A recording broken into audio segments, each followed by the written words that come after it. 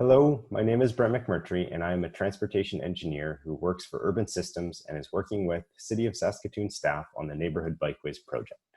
Welcome to the Dudley Corridor video in our Neighbourhood Bikeways series. This video will provide a summary of the findings from the existing conditions review and first round of public engagement, plus share the recommended designs of the Dudley Corridor. The top map shows that much of the corridor does not have sidewalks, but multi-use paths are found on both ends. The second map shows that one transit route runs westbound on a small section of the corridor. And finally, the last map shows that on-street parking utilization is low throughout the corridor during most times of the day. The corridor is a local street with low traffic volumes and has two distinct halves separated by Avenue P. The western section of the corridor, shown in section 1, has wide travel lanes, on-street parking on both sides of the street, and is primarily industrial land uses with many blocks lacking curbs and gutters.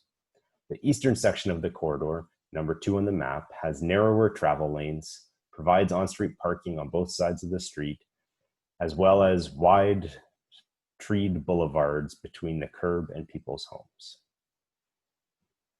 When we asked community members what they would like to see improved, the most common responses included multi-use pathways and sidewalks to improve pedestrian safety, improved road surface conditions, more street trees, more lighting, better snow removal, better signage, improved connections to Montgomery via the 11th Street multi-use pathway, better signage. The opportunities and challenges identified through the first round of public engagement have directly influenced the recommended design presented in the following slides. A multi-use pathway on the west side of Dudley Street is the recommended design for the west section of the corridor between Dawes Avenue and Avenue P, while a shared street neighborhood bikeway is the recommended design for the east section of the corridor from Avenue P to Spadina Crescent. The next slides will highlight some of the design treatments recommended. At Dawes Avenue, a new crosswalk and cross ride on the south side of the intersection with a pedestrian and cyclist activated signal is recommended to improve intersection safety and connect the Dawes Avenue multi-use pathway. Throughout the west section of the corridor, a 3-meter multi-use pathway is recommended on the south side of the street. Through this section with many driveways, the multi-use pathway will transition to street level to pass through the driveways, maintaining curb separation and using pavement markings to highlight the crossing points for all. Parking is maintained on both sides of the street for the entire corridor. The yield signs will be changed to stop signs at many of the north-south intersections along the corridor, and new painted crosswalks and cross rides will be added to improve safety for people walking and biking across the cross streets. Similar to the previous section, parking is maintained, the 3-meter path continues, yield signs are switched to stop signs, and new painted crosswalks and cross rides will be added as a part of the design.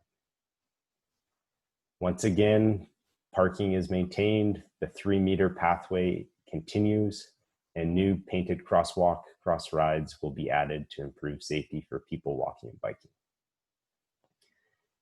At Avenue P, the design changes. The 3-meter multi-use pathway transitions through the park to simplify the crossing across Avenue P.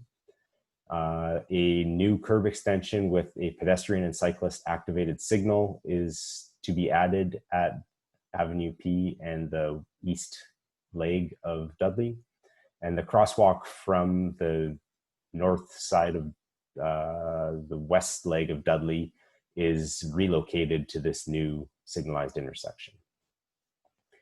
Sidewalks will be added to fill in the existing gaps along Dudley east of Avenue P, pending further feasibility evaluations. New raised crosswalks will be added in front of the school to slow down vehicles and cyclists. And once again, parking is maintained throughout. Similar to the previous sheet, parking is maintained. Sidewalks will be added to fill in gaps pending feasibility evaluation.